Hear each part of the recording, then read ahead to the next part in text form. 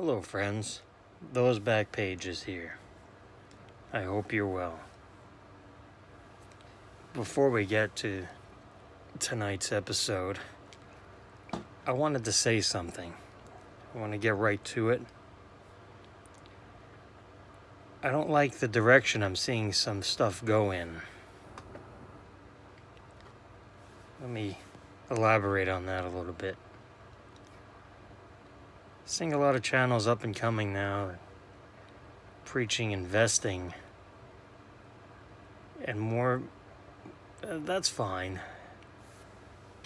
But the disturbing aspect is that they want people to pay for membership. So to feel some kind of exclusivity or something to that effect. Basically paying somebody for their knowledge.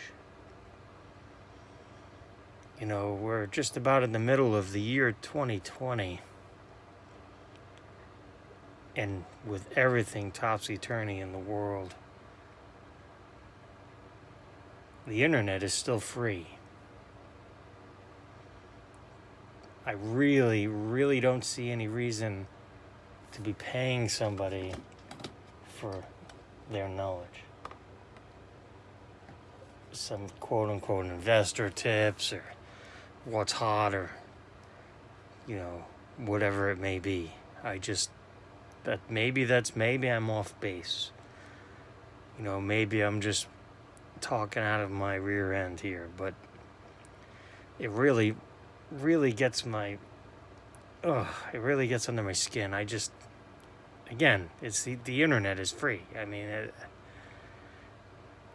I try to help as much as possible with sharing knowledge, and I tell you guys it's very important to share your knowledge with others, to keep it going, to pass it on.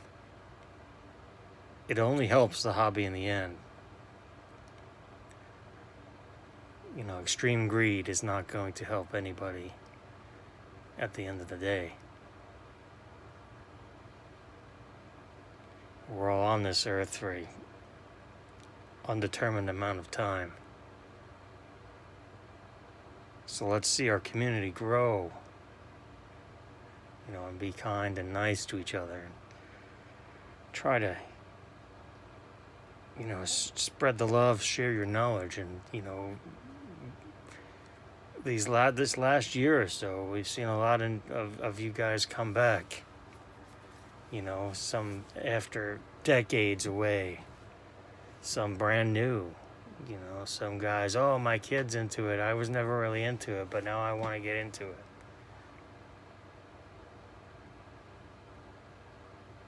So do what you can. Spread the word. Spread the knowledge. It's just really infuriating that they're pushing memberships and pay somebody a X amount of money to, basically what you could, do the work, someone doing the work for you.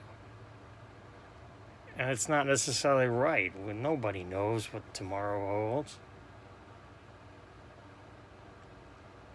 And then it wouldn't shock me to hear that some of these guys are, buying up stuff and then telling their, membership folks or whatever they're classified to, yeah, this is a good buy, this so-and-so. Meanwhile, they have, a stack ready to go to be sold. That's just some messed up crap. It pisses me off. So thank you for listening. I would love to hear what you have to say on that. If I'm talking out of my rear end, say, hey, Eric, people are going to do what they want, yada, yada, yada, that's fine.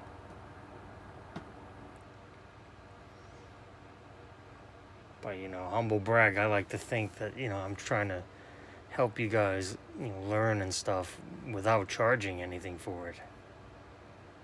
Heck, some of the cards I've recommended have gone up a bunch. And I can't get them anymore. And that's fine. That's not the point. So, appreciate you listening to that little rant there. Let's, let's get on with the title of tonight's episode. What makes this card great? I believe this is episode 2.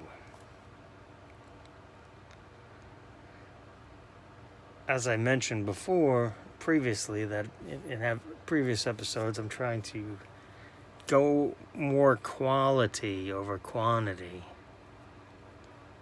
I'm trying to pick out stuff that, I feel is underappreciated. Putting the value stuff aside. That, try to make a set list and try to follow it. And alright, I'm going to try to track this down. And that's what tonight's card is going to be. It's here. I haven't opened it yet.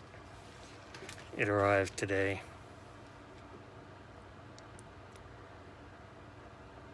Back in 1994, Upper Deck was really, I guess before the strike, ironically enough, but Upper Deck was pumping all 4 sports hard, doing a really good job. In 1994 was kind of an interesting time because it was, in 1990, Upper Deck really started the pack-issued autographs with the Find the Reggie. And then 91 had Find the Nolan, Find the Hank. And 92 had Find the Ted Williams and Find the Bench Morgan.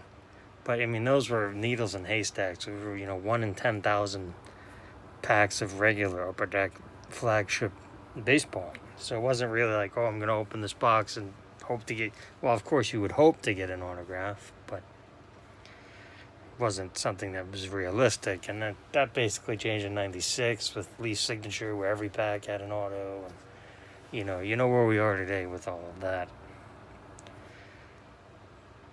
But, 1994, Upper Deck released a product called Collector's Choice. I believe that was the first year they put it out. Yeah, it was aimed for kids, I suppose, but it was for the value collectors. It was $1 a pack. Released in 2 series. The set, on the checklist for the set,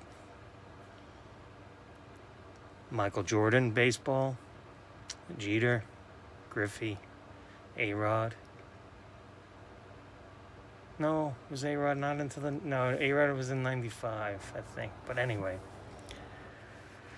every pack you open would have a silver signature card in it. Like not a real signature, like a facsimile on the card itself. And it paralleled the entire set. So this was a card that that I've always wanted. Well, kind of always wanted. But I've never owned it before today. So let's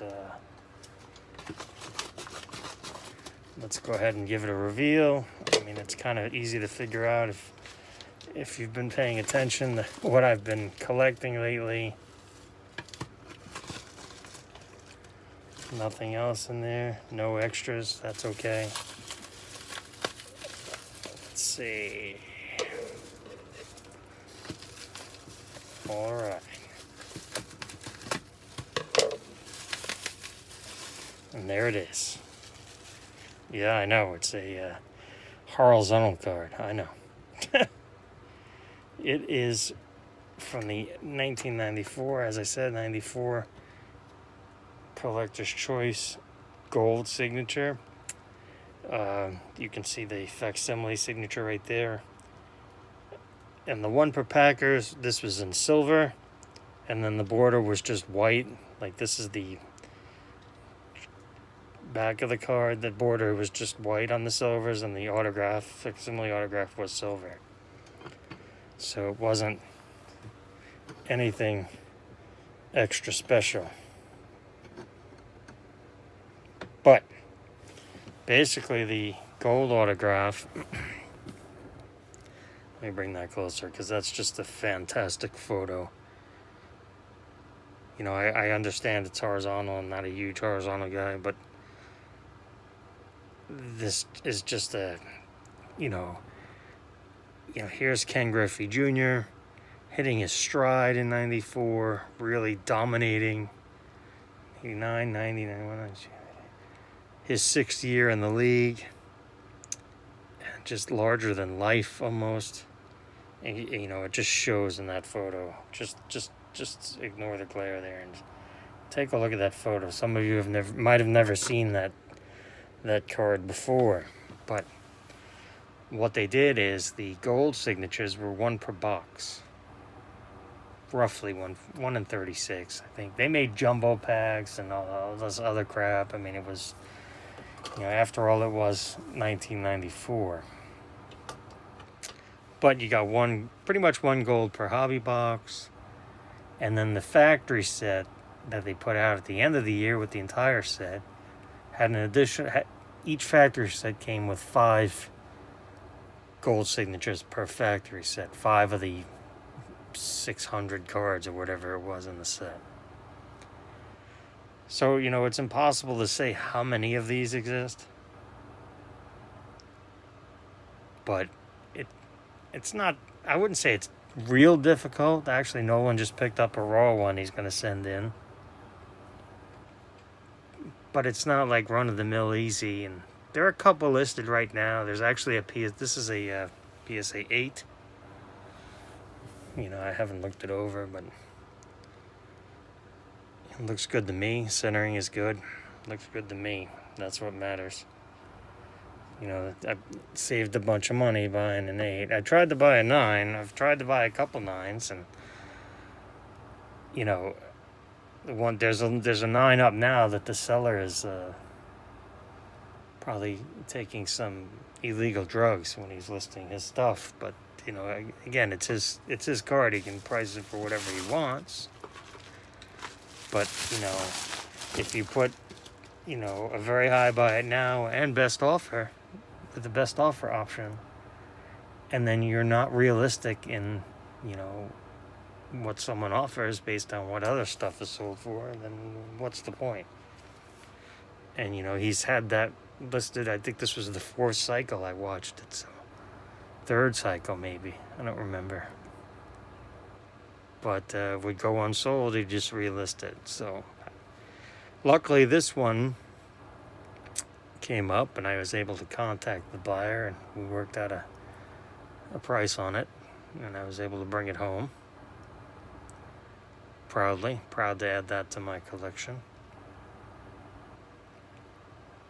So I'm very happy to have that after all these years. I mean, I think it is it's not numbered or anything, but if they did make 10,000 or so, who knows where they all wound up. Never know where these things wind up. But it was good to finally track one down. It was fun to try to, well, I guess fun is maybe not the word, but part of the aspect of collecting, to set yourself a goal, a focus, or something to that effect, and then aim for it and actually attain it.